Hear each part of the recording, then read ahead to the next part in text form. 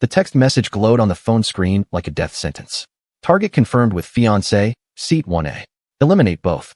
Make it look like accident. Cynthia Morgan stared at the words, her heart hammering so hard she thought it might crack her ribs. The phone wasn't hers. It belonged to the devastatingly handsome Korean man sitting in seat 1B, the one who had barely acknowledged her existence since she boarded this flight to Seoul 3 hours ago. And now his hand was gripping hers so tightly she could feel her bones grinding together. Don't react, he whispered, his voice carrying the kind of calm that only came from someone who had stared death in the face before. There are 2 armed men 3 rows behind us. They're here to kill me, and now, because you're sitting next to me, they're here to kill you too. If you're already hooked, smash that like button and drop a comment below. What would you do if a stranger told you you're about to die? Let me know, and don't forget to subscribe because this story is about to get wild. Cynthia wanted to laugh. She wanted to scream. She wanted to slap this man's hand away and call for a flight attendant, demand to be moved to another seat, any other seat but this one. But something in his eyes stopped her. Something dark and terrified and absolutely certain. This wasn't a joke. This wasn't some elaborate pickup line. This was real. I don't understand, she breathed, trying to pull her hand away. His grip only tightened. Look at the photo, he said, tilting the phone so she could see the attachment below the text.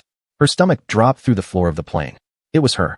A photo of her boarding this exact flight, walking through the gate, her carry-on bag slung over her shoulder, her braids pulled back in a ponytail. The timestamp read 45 minutes ago. They think you're my fiancé. Someone leaked false intelligence to draw me out into the open, and they used you as bait. But I'm not your fiancé. I don't even know your name. Young Sung-woo, he said. And it doesn't matter what's true. It only matters what they believe. And right now, they believe killing you will destroy me. Cynthia's vision tunneled. The cabin air felt too thin, too hot. She was supposed to be in Seoul for 72 hours. 3 days to close the biggest deal of her career, to prove to her boss back in Abuja that she deserved that promotion, that she was worth the investment. 3 days to finally feel like she was getting somewhere in life. And now she was going to die in seat 1A because some psychopath thought she was engaged to a man whose name she'd learned 5 seconds ago. This is insane, she whispered. This can't be happening. It is happening, Sung-woo said. His thumb traced a circle on the back of her hand, a gesture that might have been comforting if it weren't so clearly calculated. And the only way we both survive this flight is if you do exactly what I say. Can you do that? Cynthia's mind raced. She thought about her mother back in Abuja, about the way she'd hugged her at the airport and told her to be safe. She thought about her sister, about her nephew who was waiting for the toy robot she'd promised to bring back from Seoul. She thought about dying at 31 years old, her body stuffed into an airplane bathroom or worse, and rage surged through her terror like electricity through water. What do I have to do? She asked. Sung-woo's expression shifted, just slightly. Relief, maybe. Or respect. Act like you love me, he said. Act like we've been together for years. Act like you can't imagine life without me. And whatever you do, don't let them see you're afraid. A flight attendant materialized beside their row, her smile bright and professional. Mr. Young, can I get you or your companion anything? Another champagne, perhaps? Sung-woo's entire demeanor transformed. The cold, terrified man disappeared, replaced by someone warm and adoring. He lifted Cynthia's hand to his lips and pressed a kiss to her knuckles, his eyes never leaving hers. What do you think, darling? Should we celebrate? Cynthia's skin crawled, but she forced herself to smile. You know I can never say no to you, she said, the words tasting like ash in her mouth. The flight attendant's smile widened. How wonderful. I'll be right back with your drinks. She glided away, and Sung-woo's mask slipped just enough for Cynthia to see the strain underneath. Good, he murmured. That was good. But we need to be better. They're watching. Who are they? Cynthia demanded, keeping her voice low. Who wants you dead badly enough to kill a random woman on a plane? Sung-woo's jaw tightened. It's complicated. Uncomplicated. If I'm going to die today, I deserve to know why. He was silent for a long moment, his fingers still tangled with hers. Finally, he spoke. My family built Young Industries from nothing. Tech manufacturing, semiconductors, consumer electronics. We're one of the largest companies in South Korea. But my uncle, my father's brother, he never wanted to go legitimate. He kept ties to the old ways. Smuggling, extortion, worse.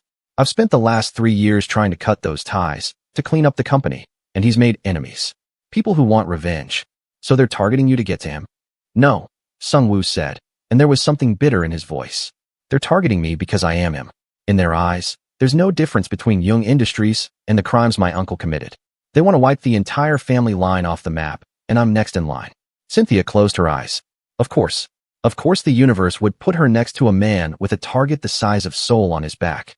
Of course her lucky upgrade to first class would turn into a nightmare. And the fiancé story. A lie, Sungwoo said. Someone planted it to make me vulnerable. To give them an emotional target. They know I protect someone I love. But you don't love me. You don't even know me. No, he agreed. But they don't know that. And if they figure it out, if they realize you're just an innocent woman who happened to sit in the wrong seat, they might let you go. Or they might kill you anyway to tie up loose ends. I can't take that risk. The flight attendant returned with 2 champagne flutes. Sungwoo took them both, handed one to Cynthia, and raised his glass. To us, he said loudly enough for nearby passengers to hear. To forever. Cynthia wanted to throw the champagne in his face. Instead, she clinked her glass against his and took a sip, the bubbles fizzing on her tongue like tiny explosions. To forever, she echoed, and wondered if forever would last another 5 hours. 2 rows back, a man with a scar along his jawline watched them over the top of his newspaper. He didn't smile. He didn't blink. He just watched. Sungwoo leaned in close, his lips brushing Cynthia's ear. The one with the newspaper. He's one of them. The other is in the bathroom right now, probably coordinating the timing. Timing for what?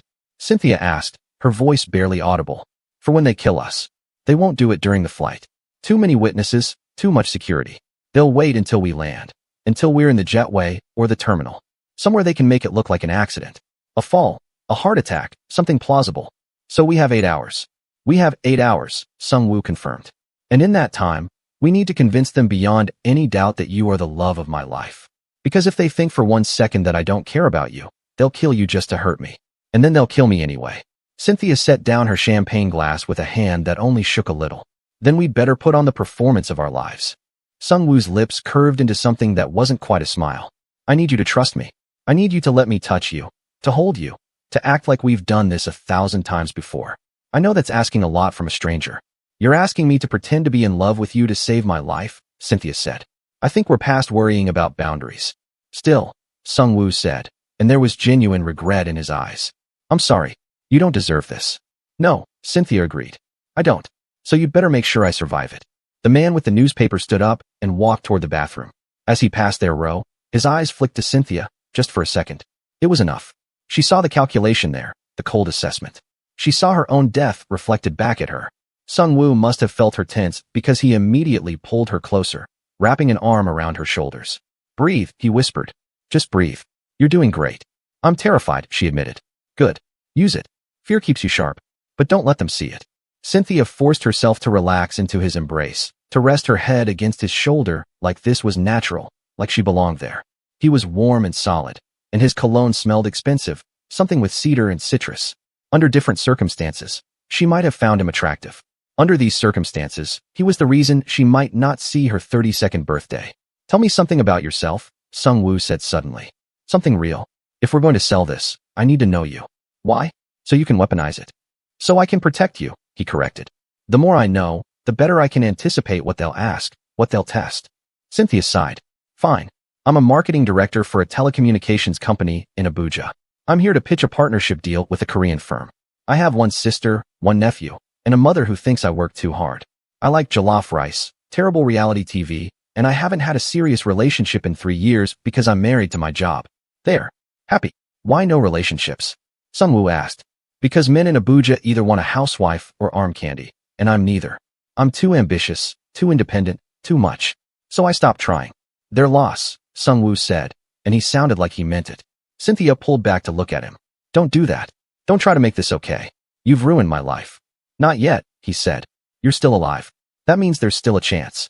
A chance for what? For everything. Before Cynthia could respond, the second man emerged from the bathroom. He was younger than the first, with sharp cheekbones and cold eyes. He smiled at them as he passed, a friendly, empty expression that made Cynthia's skin crawl. Sungwoo's arm tightened around her. That's Minjun, he murmured. He's worse than the other one. He likes his work. How do you know their names? I make it my business to know who wants me dead. The cabin lights dimmed for the overnight portion of the flight.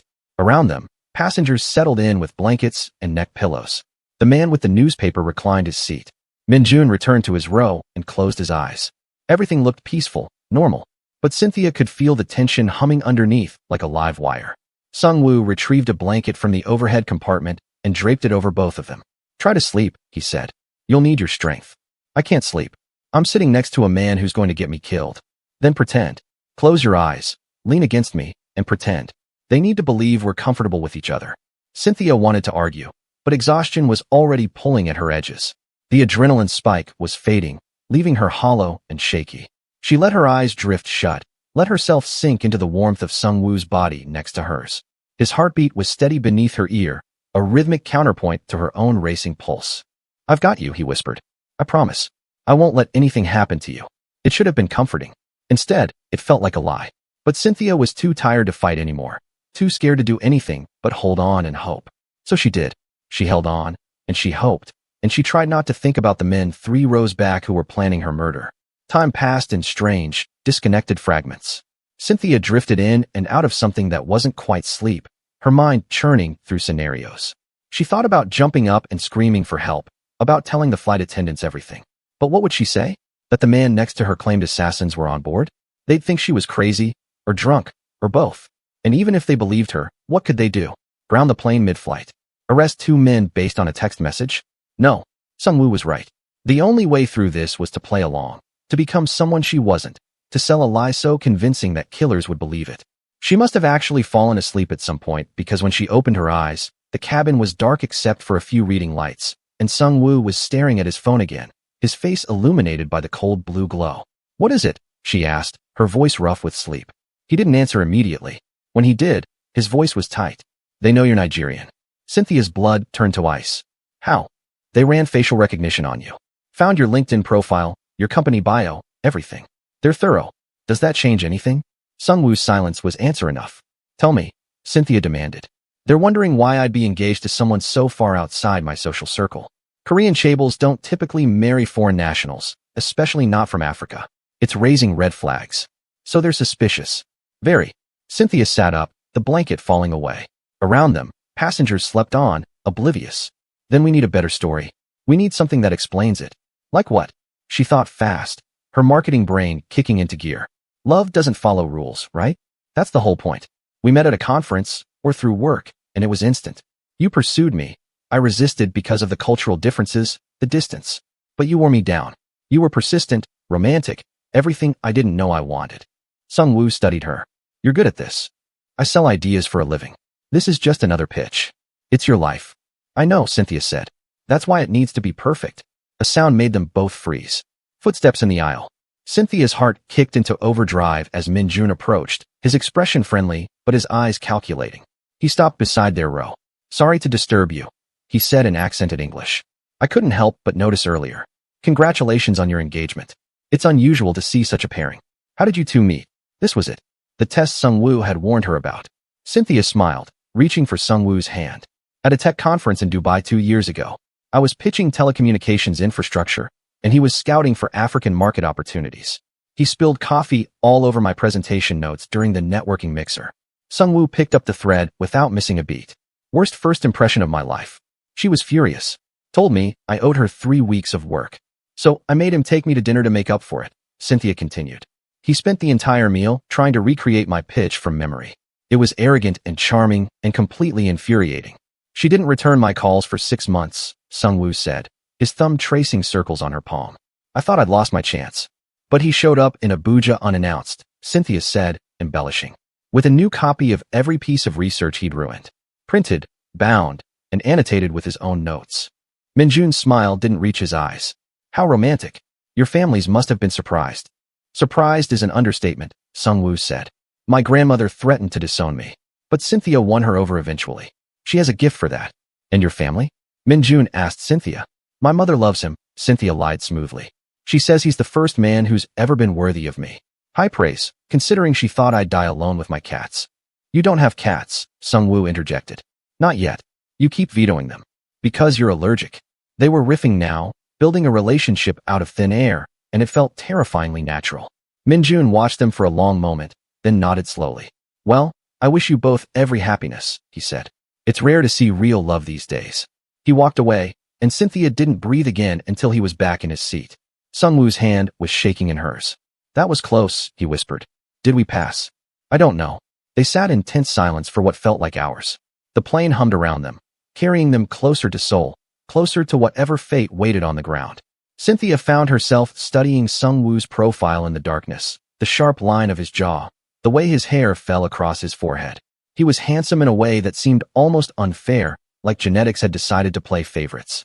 But there was something haunted in his expression, something that suggested he'd seen too much, carried too much weight for too long. "Can I ask you something?" she said quietly. "Yes." "Are you scared?" Sung-woo turned to look at her, and for the first time since this nightmare began, she saw raw, unfiltered emotion in his eyes. "Terrified," he admitted. "I've been living with a target on my back for 3 years, but I've never dragged someone else into it. If you die because of me, I'll never forgive myself." "Then don't let me die." "I'm trying. Try harder." A ghost of a smile crossed his face. "You're tough." "I have to be. The world doesn't make space for women like me unless we fight for every inch." "Women like you. Black, African, ambitious. Pick your obstacle. I've spent my whole life being underestimated. I'm not about to let some assassins be the thing that finally takes me down." Sung-woo's smile widened, became real. "I believe you." "Good. Because we're going to survive this, and then I'm going to send you the biggest therapy bill you've ever seen." He laughed, a quiet, startled sound. "Fair enough." The moment broke when the flight attendant returned, pushing a breakfast cart. The cabin lights came up gradually, and around them, passengers began to stir. Seoul was 3 hours away. 3 hours until they landed. 3 hours until everything went to hell. "We need a plan," Cynthia said as she accepted a cup of coffee. "For when we land." "I have security meeting us at the gate," Sung-woo said. "A full team. They'll escort us out through a private exit. And if your assassin friends figure that out, then we improvise." "That's not a plan. That's a prayer. Do you have a better idea?" Cynthia thought about it, turning possibilities over in her mind. "What if we don't go to the gate at all? What if we go through the crew exit, mix in with the flight attendants? They'll be watching all the exits. But they'll be watching for us. 2 people, together. What if we split up?" Sung-woo shook his head immediately. "Absolutely not. If we separate, I can't protect you." "You can't protect me if we're both dead," Cynthia countered. "Think about it. They're expecting us to stay together. What if I go first, blend in with a group of passengers, and you follow 5 minutes later? They can't track both of us at once. It's too risky. Everything about this is risky. At least this gives us options." Sung-woo was silent, considering. Finally, he nodded. "Okay, but you stay in public spaces. Don't go anywhere alone. And keep your phone on you. I'll call you the second I'm clear. I don't have international service." He pulled out his phone and handed it to her. "Use mine. The password is 0824. "What's that?" "My birthday." Cynthia tucked the phone into her pocket, struck by the intimacy of the gesture. She was holding this man's entire life in her hands now, his contacts, his messages, his secrets. It should have felt intrusive. Instead, it felt like trust. The breakfast service continued around them. Cynthia picked at her food, her stomach too knotted with anxiety to eat properly. Sung-woo watched her, his expression unreadable. "You should eat," he said. "Keep your strength up." "I can't. Every time I try to swallow, I feel like I'm going to be sick." "I know, but you need to try." She forced down a few bites of bland eggs, washing them down with orange juice that tasted like cardboard. Across the aisle, a couple was laughing about something, completely oblivious to the drama unfolding 2 seats away. Cynthia envied them their ignorance, their simple joy. "Tell me about your nephew," Sung-woo said suddenly. "The one waiting for the toy robot." Cynthia blinked, surprised by the question. "Chitty? He's 7. Smart as a whip, obsessed with anything that moves or beeps. His father left when he was 2, so I try to be there for him when I can. He wants to be an engineer when he grows up. You love him. More than anything. He's the one pure, uncomplicated thing in my life." "Then we make sure you get back to him," Sung-woo said. "No matter what." Cynthia felt tears prick at her eyes and blinked them back furiously. "Don't make promises you can't keep." "I never do." The plane began its descent, ears popping as pressure changed. The captain's voice came over the intercom, announcing their approach to Incheon International Airport, the weather conditions, the local time. Cynthia's stomach churned with more than motion sickness. This was it. The endgame. In less than an hour, she'd either be safe or she'd be dead. "Cynthia," Sung-woo said, his voice serious. "If something happens to me, if they get to me before security does, I need you to run. Don't look back. Don't try to help.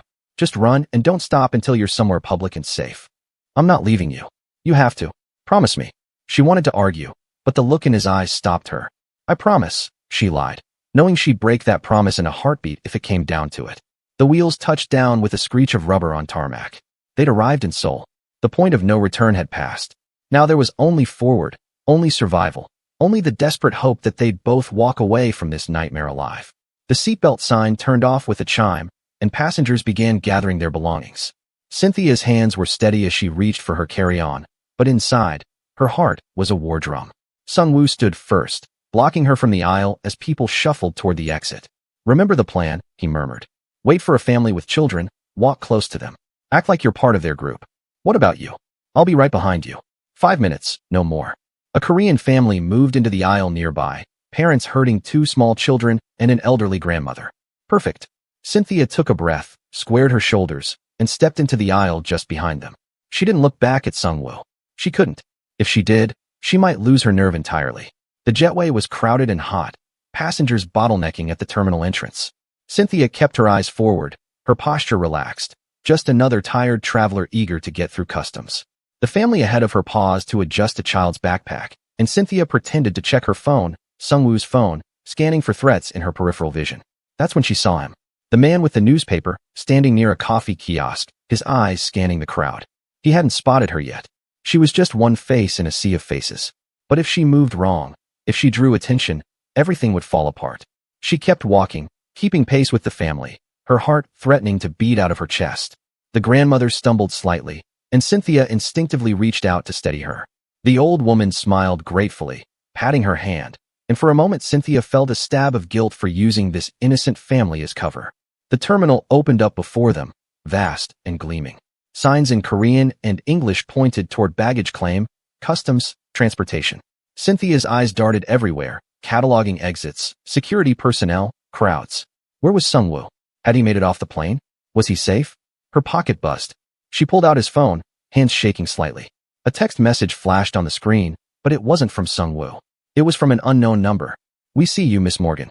Keep walking toward customs. Don't make this difficult." Ice flooded Cynthia's veins. They knew. They knew she was alone, knew she'd separated from Sung-woo, knew exactly where she was. The plan had failed before it even began. She looked up, searching frantically for security, for help, for anything.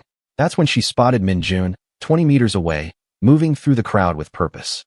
His eyes locked onto hers, and he smiled. It was the smile of a predator who'd just cornered his prey. Cynthia turned sharply, abandoning the family, and pushed into the crowd. She heard someone shout behind her, but she didn't stop. Couldn't stop. Her carry-on banged against her leg as she ran, weaving between travelers, earning angry looks and muttered complaints. Where was Sung-woo? Where was his security team? Had they gotten to him already? Another buzz from the phone. Running only makes this harder. We just want to talk. Liars. They wanted her dead. She ducked into a duty-free shop, trying to catch her breath, trying to think. Through the window, she could see Min-jun scanning the area, speaking into a phone. How many of them were there? How long before they found her? A hand grabbed her shoulder, and Cynthia spun, ready to scream, ready to fight. It was Sung-woo. His face was flushed, his hair disheveled, and there was wild relief in his eyes when he saw her. "Thank God," he breathed. "I thought I'd lost you." "They know," Cynthia gasped. "They texted me. They know we split up." Sung-woo's expression darkened. "Show me." She handed him the phone. His jaw tightened as he read the messages. "My security team is being held up at customs. Someone tipped off airport police about a security threat. They're being questioned. So we're alone." "Not entirely. I have one person inside. My driver, Park. He's waiting at the arrivals level, but we need to get past customs first." "How?" "Min-jun is right outside." Sung-woo looked around the shop, his mind clearly racing. His eyes landed on something, and a plan seemed to form. "Take off your jacket," he said. "What? Your jacket? Take it off. And give me your hair tie." Cynthia didn't argue. She shrugged out of her blazer and pulled the tie from her braids, letting them fall loose around her shoulders. Sung-woo grabbed a baseball cap from a nearby display and a pair of oversized sunglasses. He tossed them to her. "Put these on. We're going to walk out together, but not as a couple. You're a tourist. I'm a businessman on a call. We don't know each other. We just happen to be walking in the same direction. That's your plan. You have a better one?" Cynthia jammed the cap on her head and slid on the sunglasses. She looked at her reflection in a mirror near the register. She looked different enough. Maybe. Hopefully. Sung-woo pulled out a Bluetooth earpiece and slipped it in his ear, already talking in rapid Korean to no one. He looked like every other stressed executive in the terminal. They moved toward the exit separately, Cynthia browsing a magazine rack, Sung-woo examining a display of whiskey.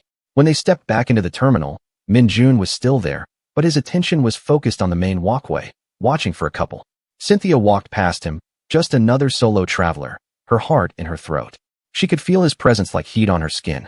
5 meters. 3 meters. 1 meter. She was past him. She didn't look back. Didn't check to see if Sung-woo had made it. She just kept walking, toward the customs line, toward the promise of officials and witnesses and safety. The line was long, snaking back and forth between stanchions. Cynthia joined it, pulling out her passport with hands that barely shook. A minute later, Sung-woo joined the line, several people behind her, still on his fake phone call. Their eyes met briefly. He gave the tiniest nod. They'd made it past the first checkpoint, but they still had to get through customs, retrieve luggage, and make it to the arrivals level. And somewhere in this airport, at least 3 assassins were hunting them. What would you do if killers were tracking your every move? Drop your thoughts in the comments, and don't forget to hit that subscribe button. This story is far from over. The customs line moved with agonizing slowness. Cynthia watched each person ahead of her get questioned, documents checked, bags occasionally pulled aside for additional screening. Her mind raced with worst-case scenarios. What if they'd planted something in her luggage? What if they'd flagged her passport? What if this was all an elaborate trap? When it was finally her turn, she approached the immigration officer with a smile she didn't feel. He was young, bored-looking, his eyes glazed with the repetition of 1,000 identical interactions. Purpose of visit? He asked in English. Business, Cynthia said. I'm here for a conference. He flipped through her passport, stamped a page, and waved her through without a second glance. Just like that, she was in South Korea. Officially, legally, and still being hunted. She headed toward baggage claim, scanning for Sung-woo. He was several people behind, going through his own immigration check. She forced herself to keep moving, to not draw attention by waiting. The baggage carousel was already turning when she arrived, suitcases and duffel bags sliding down the chute. Her luggage appeared quickly, a navy blue roller bag with a bright yellow tag. She grabbed it and headed toward the exit, toward the arrivals level, toward freedom. She could see the doors ahead, glass and metal, and the promise of open air. That's when she saw the third man. He was standing by the exit, arms crossed, watching everyone who came through. He was bigger than Min-jun and the newspaper man, built like a boxer, with a face that suggested he enjoyed his work. And he was looking directly at her. Cynthia froze. She couldn't go forward, couldn't go back. She was trapped in the space between safety and danger, with nowhere to run. The man started walking toward her. Cynthia's mind went blank with panic. She looked around wildly for security, for help, for anything. That's when Sung-woo appeared beside her, his hand on her elbow, steering her sharply to the left. Keep walking, he muttered. Don't look at him. He's coming. I know. Just trust me. They moved quickly toward a side corridor marked airport staff only. Sung-woo pushed through the door without hesitation, pulling Cynthia behind him. The corridor was empty, fluorescent lights buzzing overhead, the smell of cleaning chemicals sharp in the air. We can't be in here, Cynthia hissed. We'll get arrested. Better arrested than dead. They hurried down the corridor, passing storage closets and break rooms. Behind them, Cynthia heard the door open again. Heavy footsteps. The third assassin had followed them. Sung-woo pulled her into a stairwell, and they ran up 2 flights, their footsteps echoing in the concrete space. At the top, another door, another corridor. This one had windows overlooking the arrivals level. Cynthia could see crowds of people, families reuniting, taxi drivers holding signs, the normal chaos of an airport. There, Sung-woo said, pointing to a service elevator at the end of the hall. That'll take us down to the loading area. Park should be waiting near there. They ran. The footsteps behind them were getting closer. Cynthia could hear the man breathing, heavy and steady, the breathing of someone who knew he was gaining ground. The elevator doors opened just as they reached them. They tumbled inside, and Sung-woo jammed the button for the ground level. The doors started to close. Cynthia could see the assassin at the end of the hallway, sprinting toward them, his hand reaching inside his jacket. The doors shut. The elevator descended. Cynthia collapsed against the wall, gasping for air. That was too close. It's not over yet, Sung-woo said. His face was pale, sweat beading on his forehead. Park's car is a black Mercedes. License plate ending in 472. When we get out, we run for it. Don't stop for anything. The elevator dinged, and the doors slid open onto a loading area. Concrete pillars, parked vehicles, the smell of exhaust and diesel. It was quieter here, away from the main terminal, and somehow that made it more menacing. Every shadow could hide a threat. Every parked car could contain an enemy. Stay close, Sung-woo whispered, stepping out cautiously.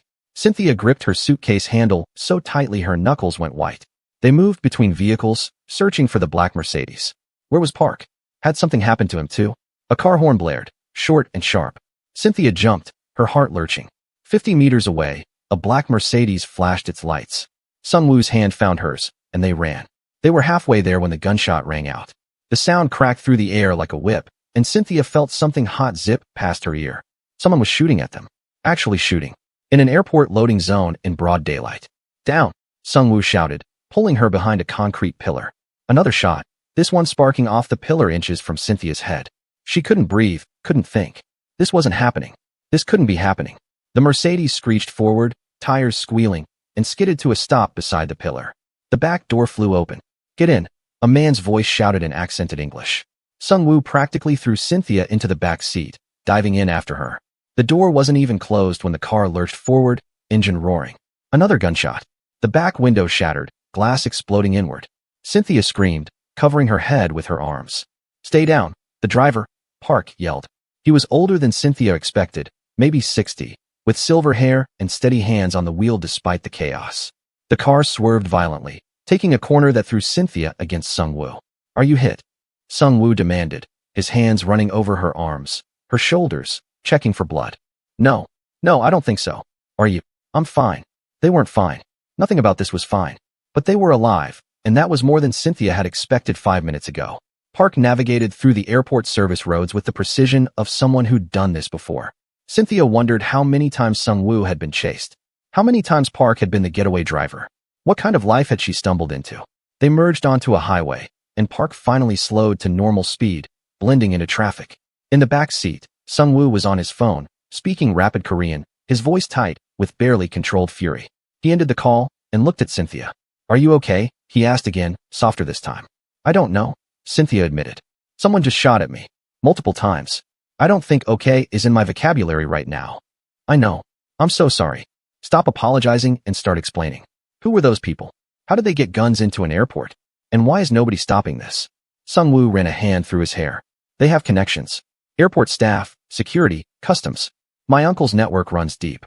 As for why nobody's stopping it, officially, nothing happened. No bodies, no witnesses who'll come forward. Just some noise that could have been anything. There are cameras everywhere, which will mysteriously malfunction or show nothing useful. Welcome to how power really works in Seoul." Cynthia felt sick. "So we just get away with being shot at? We're alive.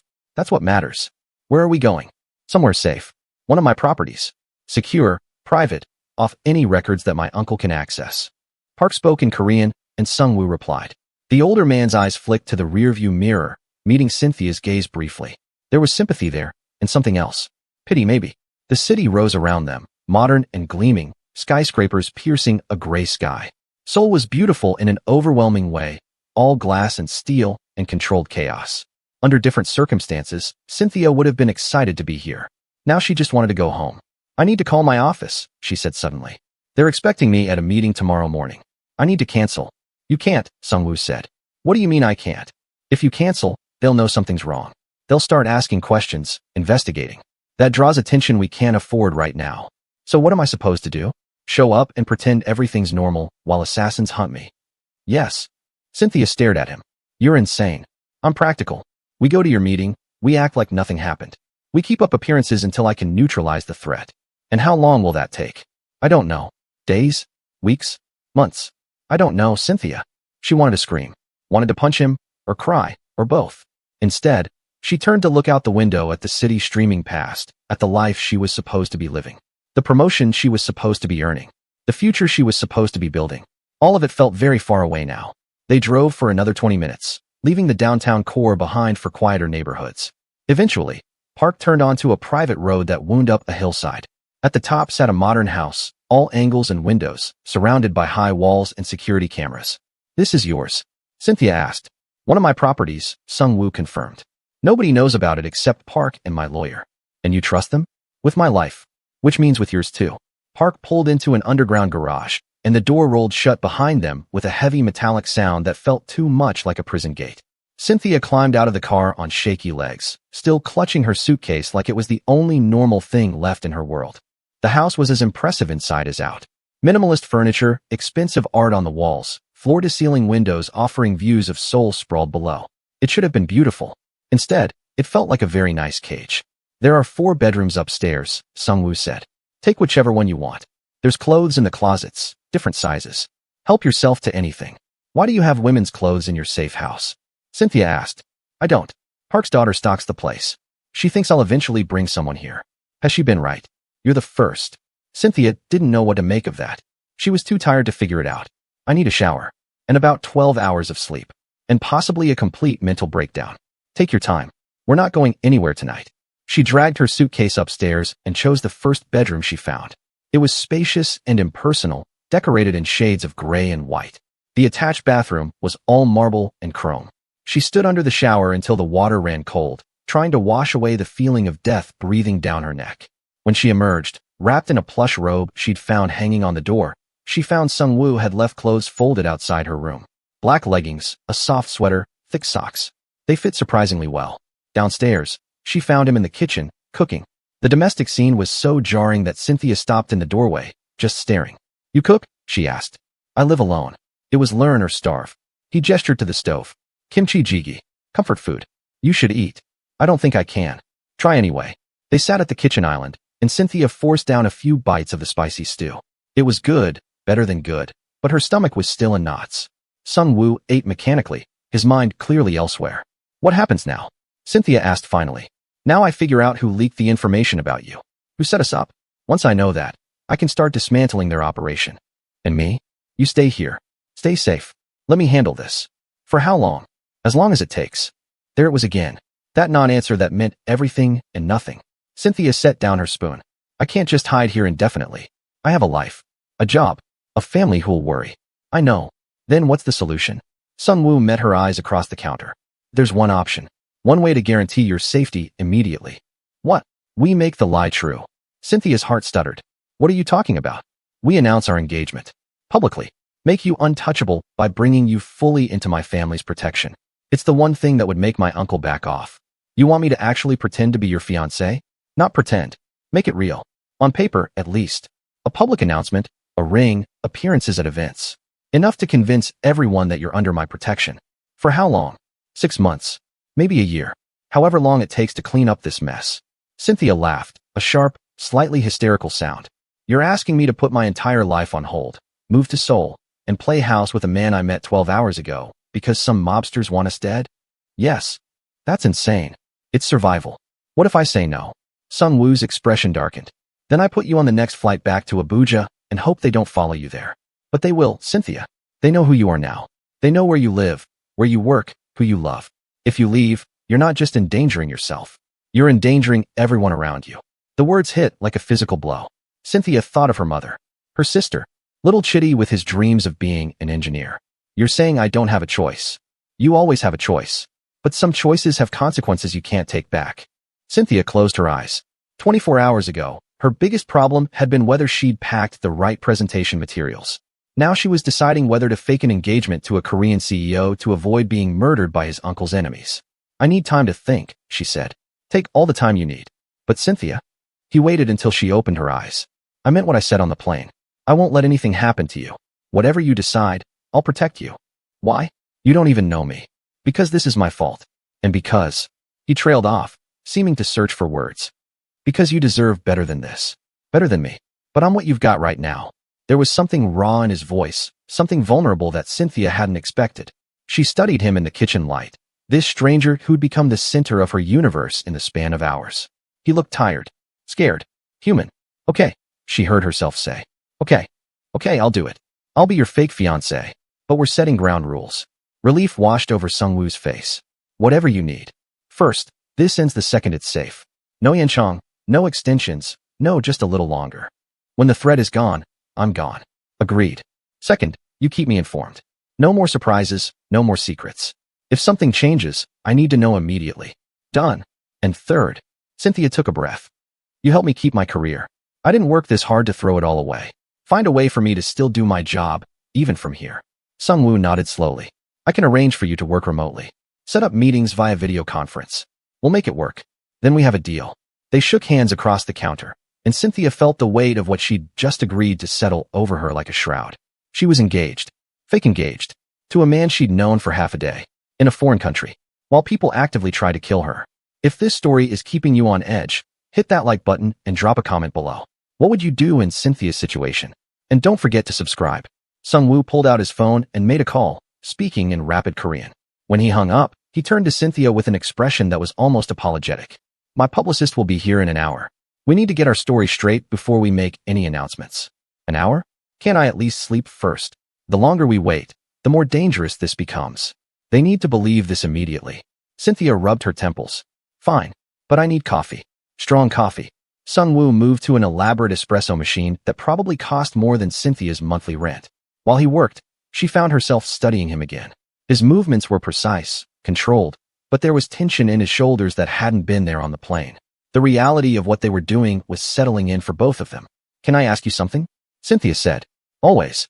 Why haven't you ever actually been engaged? You're wealthy, successful, not terrible to look at.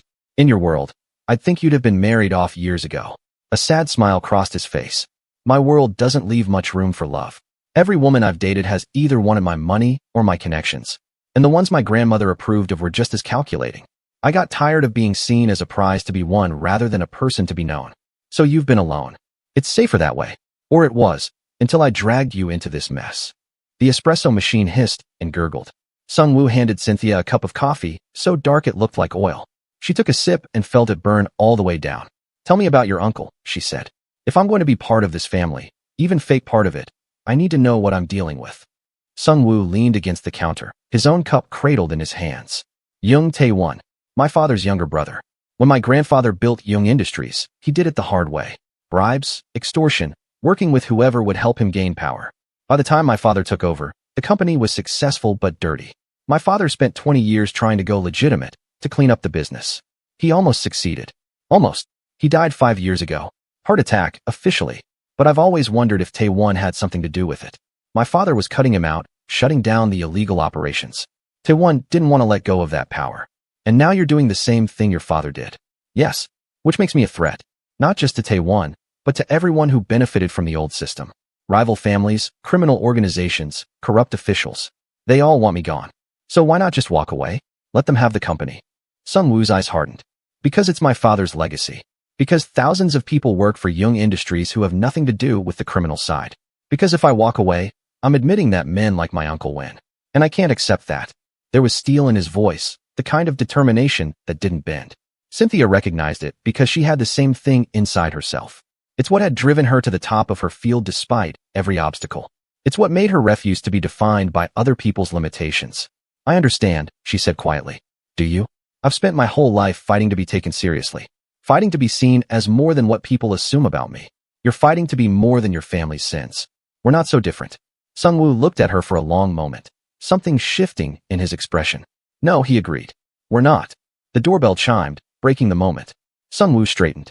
"That's Ji-won, my publicist. Let me do most of the talking at first. She can be intense." Intense was an understatement. Ji-won swept into the house like a force of nature, all sharp angles and sharper business attire. She was in her 40s, Cynthia guessed, with perfectly styled hair and eyes that missed nothing. She took one look at Cynthia and started speaking rapid Korean to Sung-woo. "English, please," Sung-woo said. "Cynthia needs to understand everything." Ji-won switched languages without missing a beat.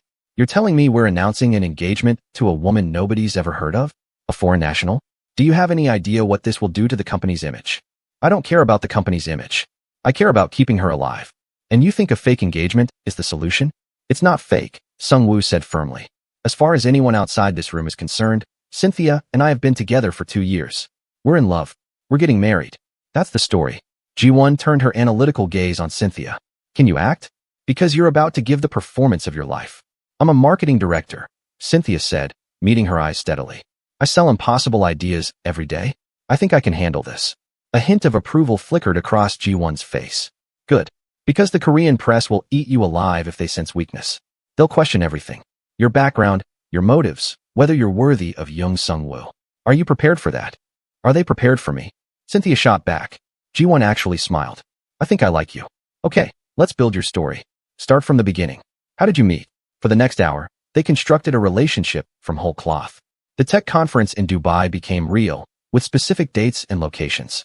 The coffee spill got embellished with details about what Cynthia had been wearing, what Sung-woo had said, how the people around them had reacted. They invented dinners in Abuja, video calls at 3 in the morning, a proposal on a beach in Jeju Island. "Why Jeju?" Cynthia asked. "Because it's romantic and it's where Korean couples go," Ji-won explained. "It makes the story relatable. The press loves a good romance, even if you're an unusual pairing." "Unusual is a polite way of putting it," Cynthia muttered. "You're going to hear much worse," Ji-won warned. "The comments online will be brutal. Some will be racist. Some will claim you're a gold digger. Some will say Sung-woo is throwing away his heritage. You need to develop thick skin, and fast. I'm a successful black woman in corporate Africa. I've been developing thick skin my entire life. Ji-won studied her. Then maybe you'll survive this after all. They worked through the night, Ji-won drilling them on details, testing their story, making sure they could answer any question thrown at them. What was Cynthia's favorite food that Sungwoo cooked? Korean fried chicken, but he always burned it slightly. What was Sungwoo's most annoying habit? He worked too much and forgot to eat. What did they fight about? Cynthia's reluctance to move to Seoul permanently. How did his grandmother react? Badly at first, but Cynthia won her over by learning to make kimchi. It was exhausting and surreal and strangely intimate. By the time dawn started lightening the sky, Cynthia felt like she'd lived 2 years with this man she'd known for one day. The announcement goes out at 9 a.m., Ji-won said, checking her watch. That gives us 2 hours. Cynthia, you need to look like a woman in love, not a woman who was shot at yesterday. Can you do that? Do I have a choice? No. Ji-won produced a makeup kit that looked like it could paint an entire theater production and set to work on Cynthia's face. While she worked, Sungwoo disappeared upstairs to change. When he came back down, he was wearing a perfectly tailored suit that probably cost more than Cynthia's car. He looked every inch the wealthy CEO, polished and powerful and completely out of her league.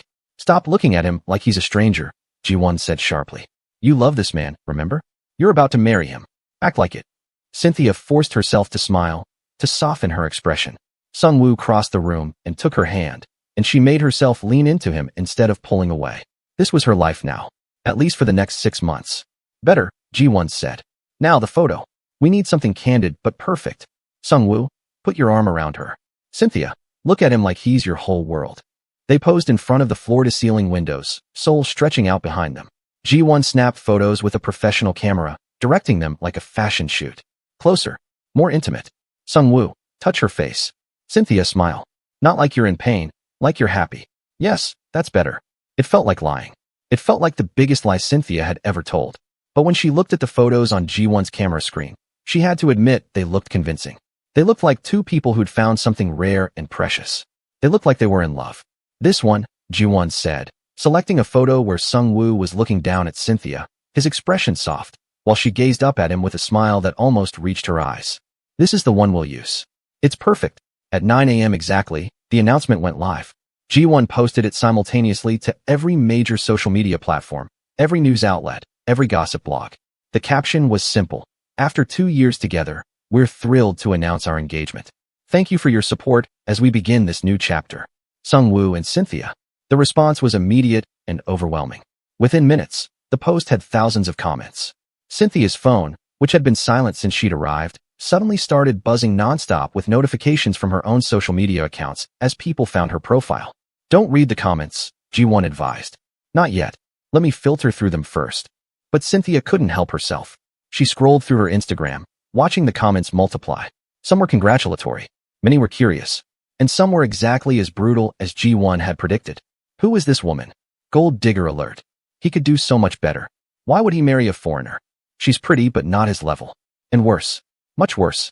Comments Cynthia had seen before in different contexts but never directed at her so personally, so viciously. Her hands were shaking when Sungwoo gently took the phone from her. Ji-won warned you not to look. I needed to know what I was facing. And now you know. Can you handle it? Cynthia thought about backing out, about asking Sungwoo to retract the announcement, to find another way. But then she thought about the gunshots at the airport, about the cold calculation in Minjun's eyes, about her nephew Chitty waiting for her to come home safely. I can handle it, she said. Good. Because it's about to get much worse. He was right. By noon, the story had exploded across Korean media. Every news outlet was covering it, digging into Cynthia's background, trying to find dirt. Her LinkedIn profile got screenshotted and analyzed. Her company's website crashed from too many visitors. Reporters started calling her office in Abuja. Ji-won fielded most of it, issuing carefully worded statements, refusing interviews for now, building anticipation. We'll do one major interview, she explained. Something exclusive and controlled. Let them see you two together, let them see the chemistry. That's how we sell this. When? Cynthia asked. Next week. That gives us time to prep, to let the initial frenzy die down a bit. In the meantime, you two need to be seen together. Publicly. Often. Dinner tonight at Young's grandmother's house. Tomorrow, lunch at a popular restaurant. This weekend, a charity gala. You need to become Seoul's favorite couple. His grandmother knows this is fake, right? Cynthia asked. Sungwoo and Ji-won exchanged a look. About that, Sungwoo said. My grandmother can't know the truth. She's old-fashioned, traditional.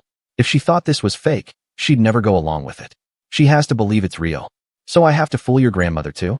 I'm afraid so. Cynthia laughed, the sound slightly unhinged. Of course. Why not? Let's just add that to the list of impossible things I'm doing today. Are you keeping up with all this chaos? Drop a comment if you think Cynthia can pull this off, and smash that subscribe button. Trust me, you don't want to miss what happens when she meets the grandmother. That evening, Cynthia found herself in the back of Sungwoo's Mercedes, being driven to meet his grandmother. She was wearing a dress Ji-won had procured from somewhere, elegant but conservative, paired with shoes that pinched her toes. A diamond ring sat heavy on her left hand, the engagement ring Sungwoo had produced from a safe in his study.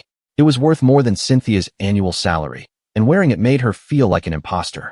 She's going to hate me, Cynthia said, twisting the ring nervously. She's going to be suspicious, Sungwoo corrected. But my grandmother values strength. Show her you're not afraid of her, and you'll earn her respect. That's easy for you to say. You're her actual grandson, which means she's harder on me than anyone else. Trust me, you're getting the easier version. The family estate was in an older part of Seoul, traditional architecture surrounded by modern security. Guards waved them through the gate, and Park pulled up to a sprawling house that somehow managed to blend traditional Korean design with contemporary luxury. Ready? Sungwoo asked. No, but let's do this anyway. He took her hand as they walked to the door, his grip warm and steady. A housekeeper ushered them inside, through rooms filled with expensive art and family photos. Cynthia caught glimpses of a younger Sungwoo in some of them, smiling in ways she hadn't seen him smile in real life. The grandmother was waiting in a formal sitting room, tiny and elegant in traditional hanbok. She was in her 80s, Cynthia guessed, but her eyes were sharp as knives. Those eyes tracked every move Cynthia made as she entered the room. Sungwoo bowed deeply and spoke in Korean. Cynthia, following Ji-won's instructions, bowed as well, not as deep but respectful. You may speak English, the grandmother said, her accent thick but her words clear. I want to hear this woman's voice. Grandmother, this is Cynthia Morgan. Cynthia, my grandmother, Young-mi son. It's an honor to meet you, Cynthia said, keeping her voice steady. An honor, the grandmother repeated, tasting the word. My grandson announces an engagement to a woman I have never met, never heard of, and you call it an honor. Interesting. I apologize for the suddenness, Cynthia said. Sungwoo wanted to tell you in person, but circumstances made that difficult. Circumstances? You mean his enemies trying to kill him? The bluntness startled Cynthia, but she recovered quickly. Yes, exactly that. And you are not afraid? A woman from Africa, caught in Korean family politics, assassins shooting at you in airports. This does not make you want to run home. I won't lie and say I'm not afraid. I am. But I love your grandson, and I'm not going to abandon him because things got dangerous. The grandmother's eyes narrowed. You love him. When did you meet? 2 years ago in Dubai. And in those 2 years, he never mentioned you to his family. He wanted to be sure first. He knew you'd have concerns about me being a foreigner. He didn't want to introduce us until he was certain we had a future. Certain, the grandmother mused. She turned to Sungwoo, speaking in rapid Korean. He responded in the same language, his tone respectful but firm. The conversation went back and forth, and Cynthia could feel the tension rising even though she couldn't understand the words. Finally, the grandmother held up a hand for silence. She looked at Cynthia again, really looked, like she was trying to see into her soul. You know what it means to marry into this family? She asked. The expectations, the responsibilities, the dangers? I'm learning, Cynthia said honestly. And you accept it? I accept him. Everything else, I'll figure out. Something shifted in the grandmother's expression. Not quite approval, but maybe the absence of complete disapproval. You have courage. That is good. You will need it. She clapped her hands, and the housekeeper appeared.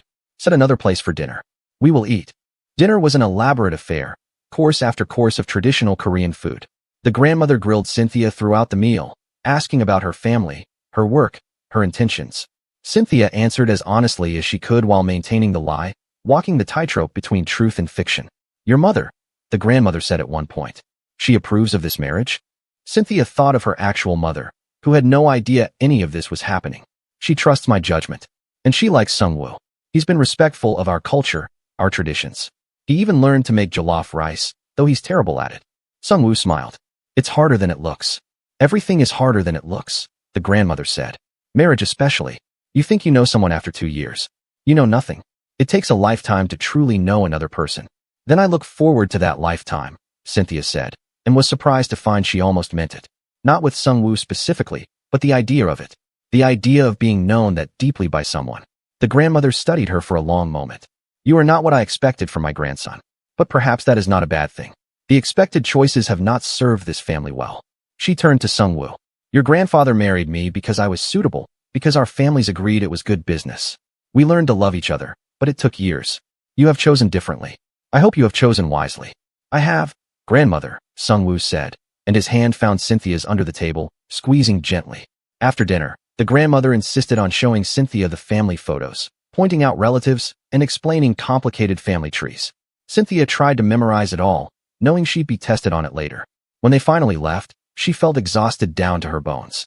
In the car, she let her head fall back against the seat. That was the most stressful meal of my life. You did well. She liked you.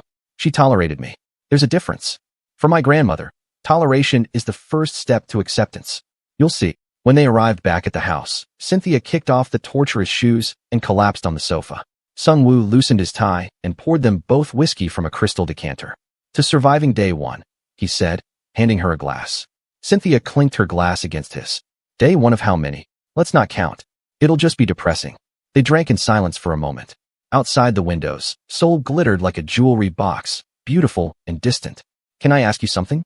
Cynthia said. You keep asking that. The answer is always yes. Why did you really never tell your grandmother about your relationships? Was it really about waiting to be sure, or was it something else? Sungwoo swirled the whiskey in his glass. It was self-protection. If my grandmother never met anyone I dated, she couldn't have opinions about them. She couldn't interfere. And when things inevitably ended, I didn't have to hear about how she knew it wouldn't work, how I should have listened to her wisdom. That sounds lonely. It was. It is. But lonely is safer than disappointed. Is that really how you want to live? No, he admitted. But I don't know any other way. Cynthia set down her glass. For what it's worth, this thing we're doing, this fake engagement, it doesn't have to be completely hollow. We're stuck together for at least 6 months. We could try to actually be friends. Friends, Sungwoo repeated, like the word was foreign. People who trust each other, share things, support each other. I know it's a radical concept for a fake fiancé, but I think we could manage it. A small smile played at his lips. Friends. Okay, I can try that. Good. Because I'm going to need at least one person in this city I can be honest with. What about your family? Have you talked to them yet? Cynthia winced. No, I've been avoiding it. My mother's called 6 times, my sisters sent about 40 texts. They saw the announcement. You have to tell them something. I know. I just don't know what. Hey mom, remember that business trip to Seoul? Well, I accidentally got engaged to a Korean CEO to avoid being murdered by mobsters. How's Chitty? You could tell them the truth. Absolutely not. My mother would have a heart attack, and my sister would be on the first flight here to drag me home. No, I need a story they'll believe.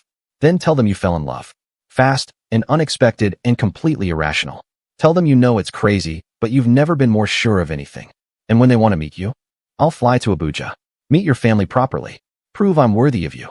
Cynthia laughed. You'd really do that? Why not? We're committed to this lie.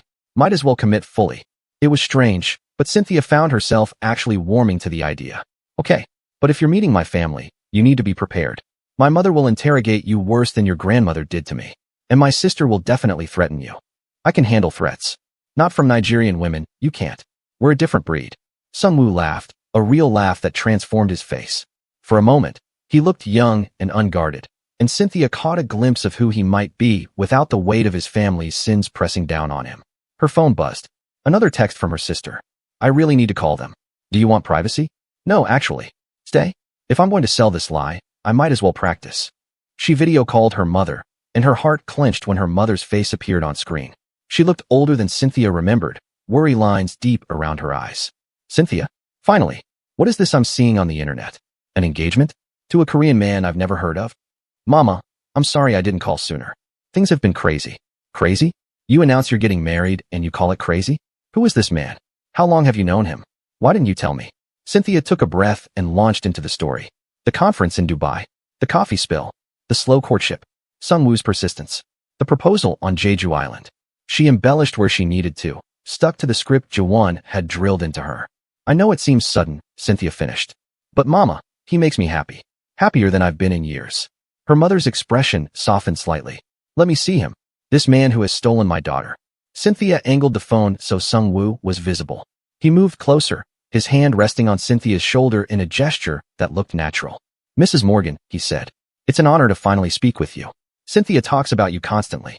And yet you didn't ask my permission before proposing to my daughter. You're right. That was disrespectful. I apologize. If you'll allow it, I'd like to visit Abuja soon and ask properly.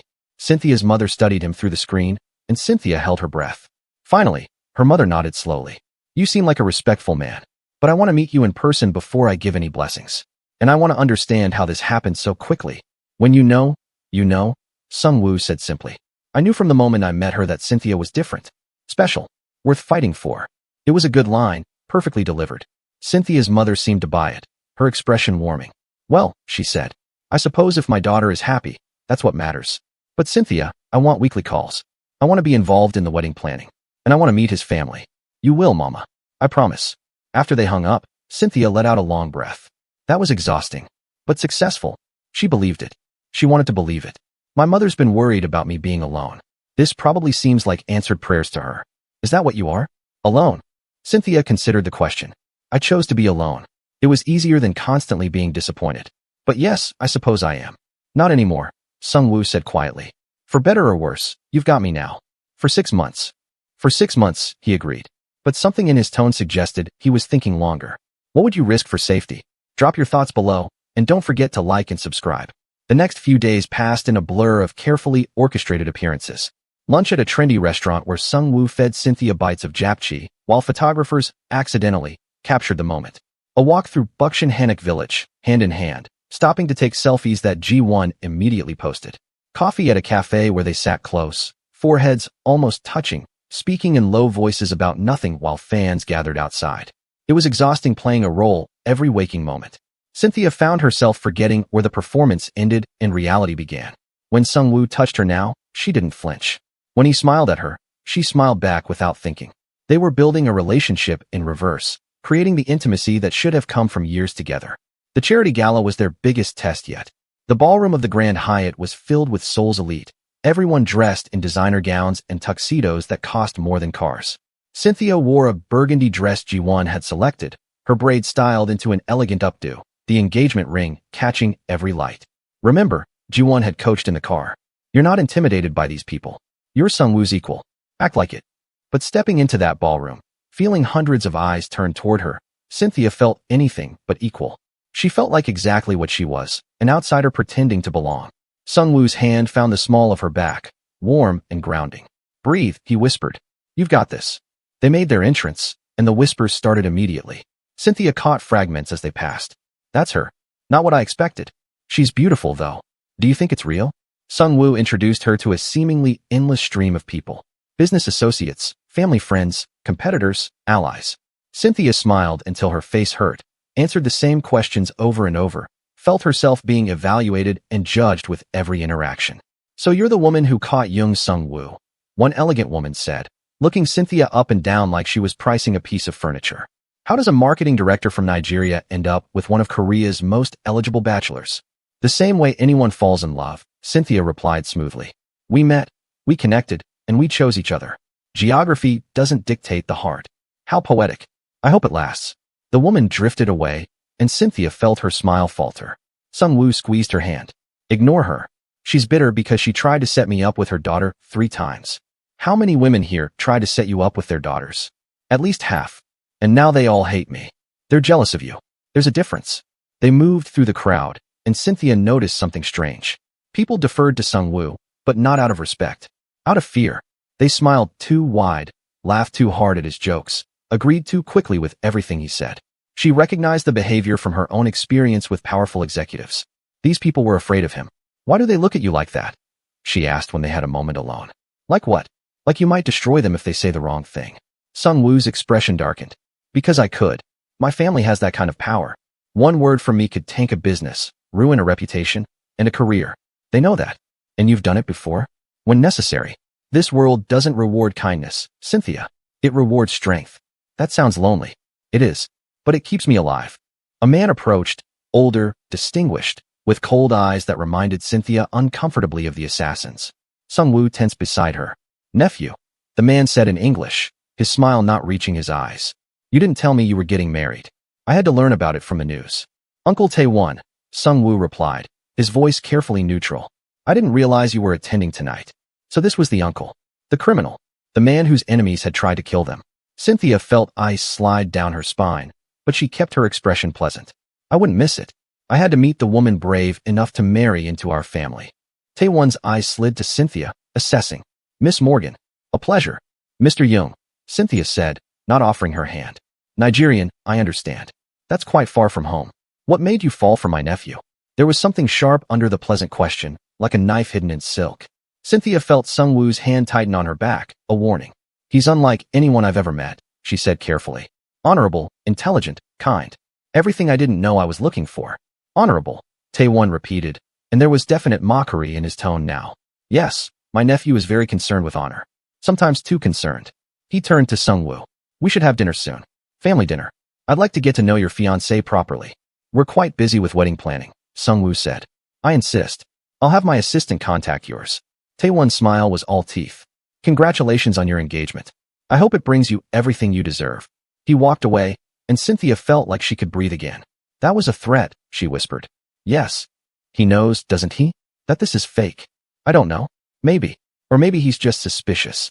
Sungwoo guided her toward the terrace, away from the crowd. Outside, the night air was cool, the city lights spreading below them like scattered diamonds. I can't do dinner with him, Cynthia said. I can barely keep it together with your grandmother. Your uncle will see right through me. We don't have a choice.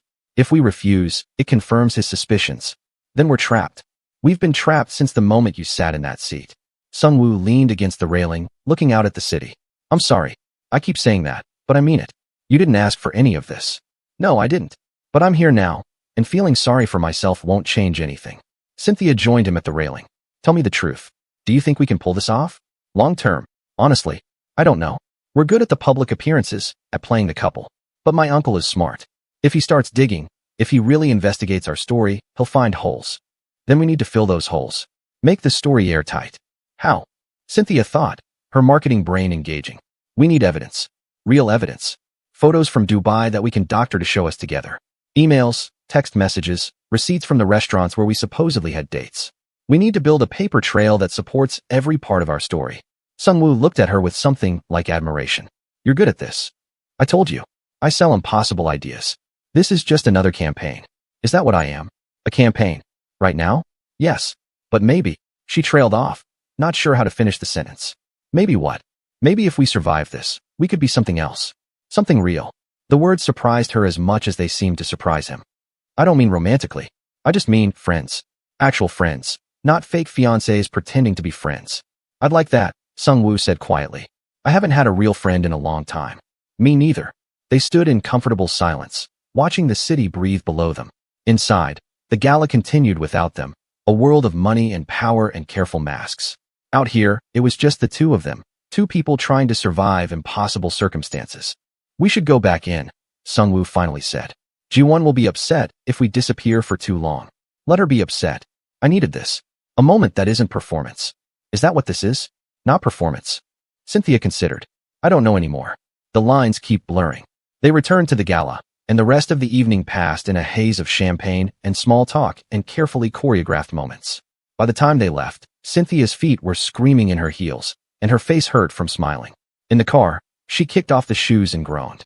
If I have to attend one more event like that, I'm going to scream. Welcome to my life, Sungwoo said. This is what I do. Night after night, event after event, always on display. How do you stand it? I don't think about it. I just do it. That sounds like a terrible way to live.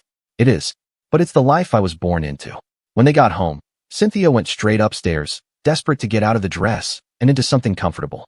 She was halfway through unzipping when her phone rang. Unknown number. She almost didn't answer, but something made her pick up. Hello. Heavy breathing on the other end. Then a voice, distorted, mechanical. You're playing a dangerous game, Miss Morgan. Young Sungwoo can't protect you forever. When he fails, we'll be waiting. The line went dead. Cynthia's hands were shaking as she lowered the phone. They'd found her number. They knew where she was, what she was doing. The illusion of safety shattered like glass.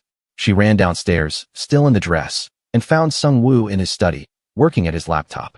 They called me, she said, her voice breaking. The assassins. They threatened me. Sungwoo was on his feet immediately. Show me. She handed him the phone. He checked the call log, his expression growing darker. Unknown number. Probably a burner phone. Untraceable. He looked at her, really looked at her, and seemed to see past the strong facade she always wore. Are you okay? No, I'm not okay. I'm terrified. I thought making the engagement public would make me safe, but I'm not safe.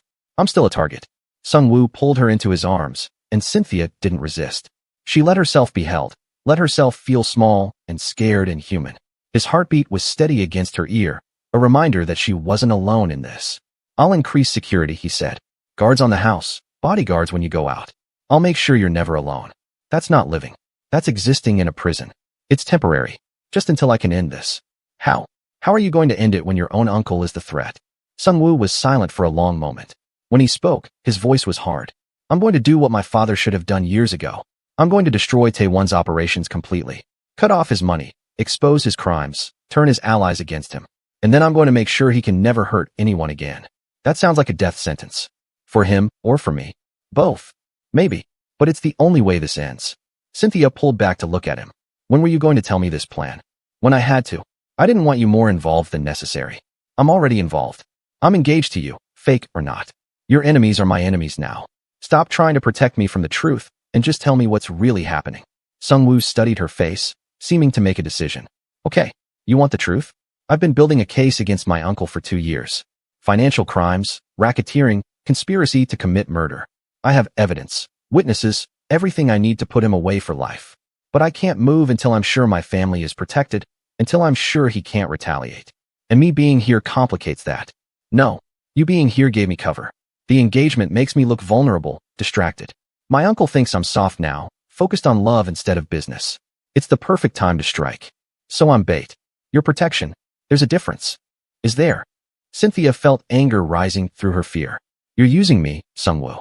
You've been using me from the moment I sat in that seat. Yes, he said simply. I have been. And I'm sorry for that. But I'm also keeping you alive. Those assassins were going to kill you whether I helped you or not. At least this way, you have a chance. The words hung between them, brutal in their honesty. Cynthia wanted to hate him for it, but she couldn't. Because he was right. She'd been dead the moment they identified her. Sung-woo had given her a lifeline, even if it came with strings attached. I hate this, she said quietly. I hate being used. I hate being scared. I hate that my life isn't my own anymore. I know. And when this is over, I'll give it back to you. I promise. What if you can't? What if this is it? What if 6 months turns into a year, turns into forever? Then we figure it out. Together. Is Cynthia trapped forever? What would you do in her situation? Let me know in the comments, and don't forget to subscribe. The dinner with Uncle Taewon came faster than Cynthia wanted. 3 days later, she found herself being driven to an exclusive private restaurant, the kind where politicians and criminals made deals in rooms where phones were collected at the door and security swept for recording devices.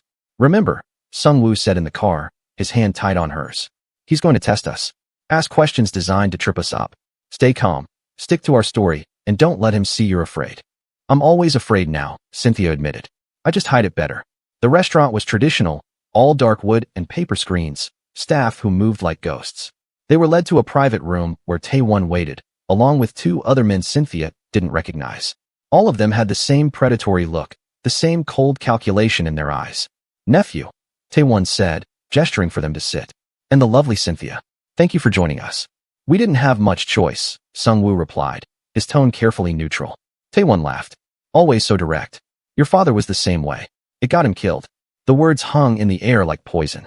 Cynthia felt Sung-woo tense beside her, but his expression remained calm. My father died of a heart attack, Sung-woo said. Did he? Taewon poured sake for everyone. Strange how the men in our family who try to go legitimate all seem to have heart problems. Your grandfather, your father, and now you're following the same path. I wonder if you'll have the same health issues. It was a threat, clear and undisguised. Cynthia's heart hammered, but she kept her face serene. This was the game. They were all pretending to be civilized while discussing murder. I take very good care of my health, Sung-woo said. Regular exercise, good doctors. And I've learned from the past. I know what mistakes to avoid. Mistakes like trusting family. Mistakes like thinking business and blood are the same thing.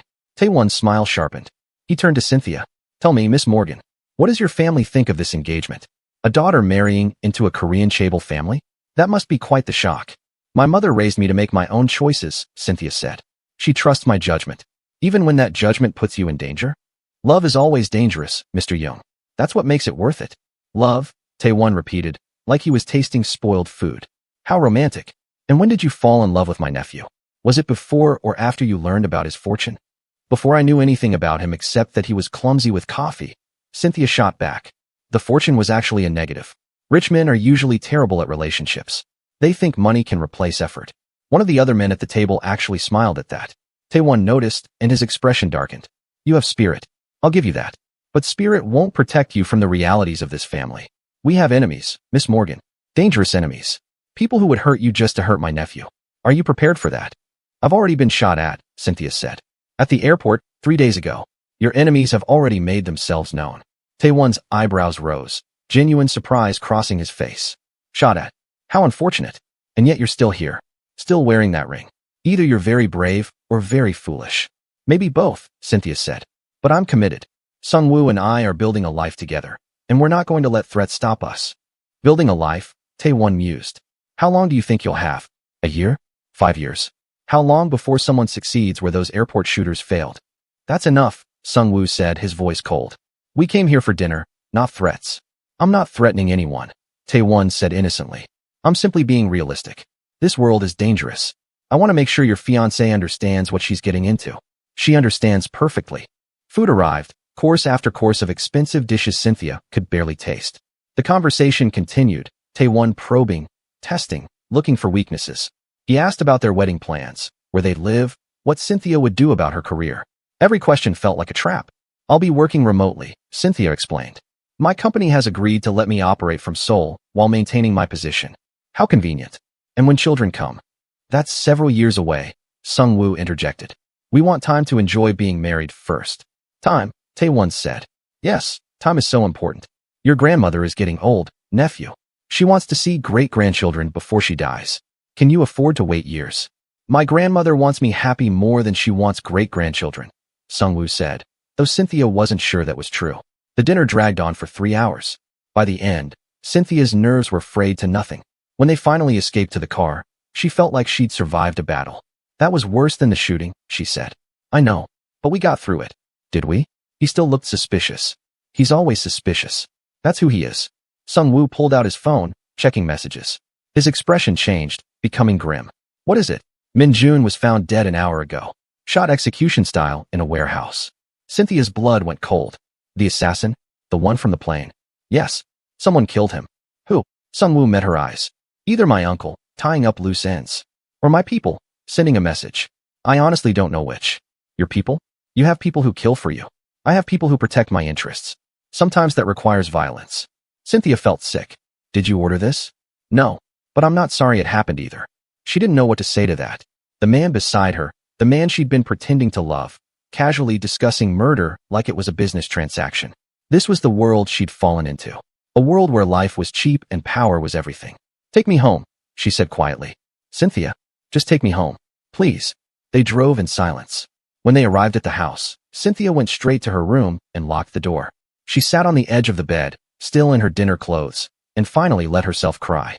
For her old life, for her innocence, for the version of herself who thought the world made sense. A knock on her door. Cynthia, can we talk? Go away, Sungwoo. Please. I need to explain. Explain what? That you're no different from your uncle? That you're just another rich man who thinks violence solves problems? I'm trying to protect you. By becoming the thing you claim to hate. How does that make sense?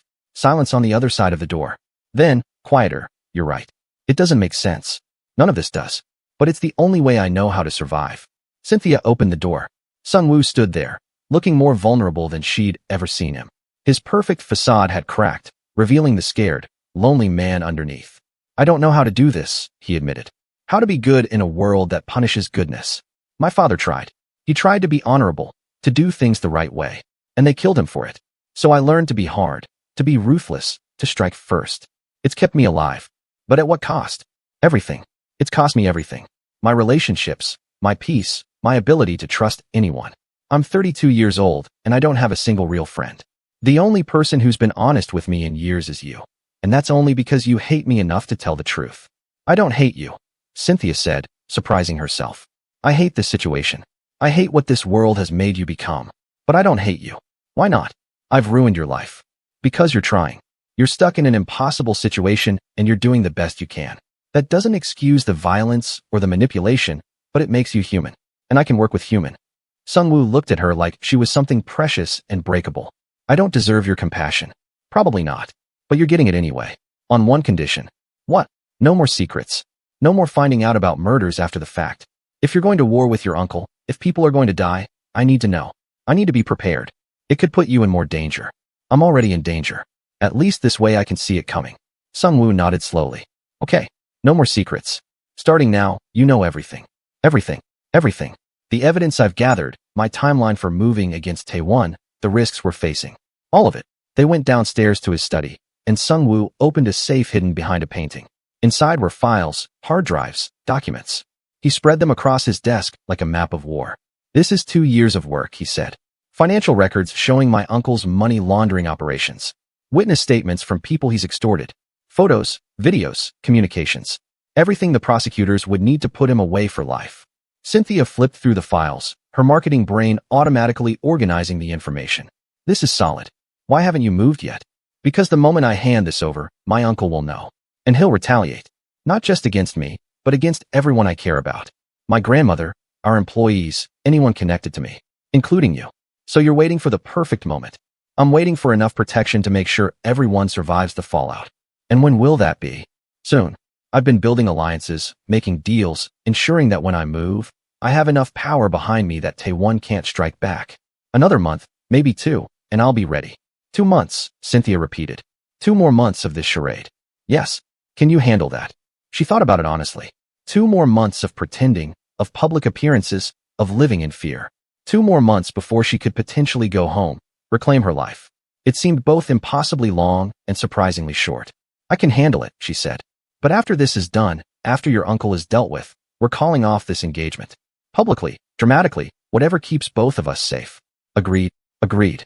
They shook hands, sealing the deal. 2 more months. 8 weeks. 60 days. Cynthia could survive anything for 60 days. Couldn't she? A phone buzzed. Not hers. Not Sung-woo's. A third phone, one Cynthia hadn't seen before, hidden in his desk drawer. Sung-woo pulled it out, checked the screen, and his face went white. What? Cynthia demanded. It's from Taewon. He showed her the message. I know she's not really your fiancée. And now everyone else will too. Enjoy the scandal. Cynthia's world tilted. He knows. He's known this whole time. And now he's going to expose us. What happens if he does? Sung-woo looked at her, and in his eyes she saw real fear. Then you become worthless as protection, and they'll have no reason to keep you alive. The clock was ticking. Not 60 days. Maybe not even 60 hours. What's going to happen to Cynthia now that the secret is out? Drop your predictions in the comments below, hit that like button, and make sure you're subscribed with notifications on because part 2 is dropping soon and you do not want to miss what happens next. Will Cynthia survive? Will Sung-woo's plan work? Or is this fake engagement about to become her real death sentence? Find out in part 2.